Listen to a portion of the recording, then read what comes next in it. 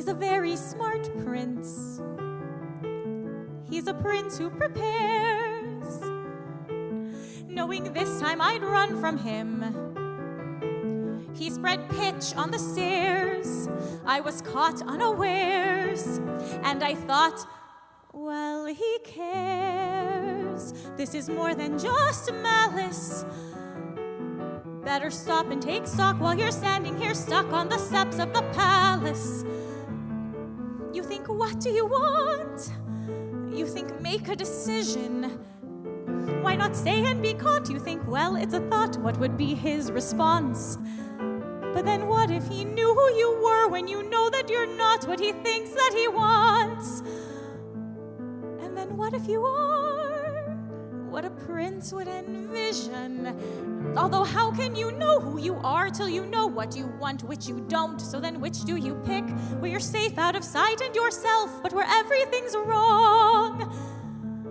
Or where everything's right and you know that you'll never belong? And whichever you pick, do it quick, 'cause you're starting to stick to the steps of the palace. It's your first big decision. The choice isn't easy to make. To arrive at a ball is exciting and all. Once you're there, though, it's scary. And it's fun to deceive when you know you can leave, but you have to be wary. There's a lot that's at stake, but you've stalled long enough, 'cause you're still standing stuck in the stop on the steps. Better run along home and avoid the collision. Even though they don't care, you'll be better off there where there's nothing to choose, so there's nothing to lose. So you pry up your shoes, then from out of the blue, and without any guide, you know what your decision is, which is not to decide. You'll just leave him a clue. For example, a shoe. And then see what he'll do.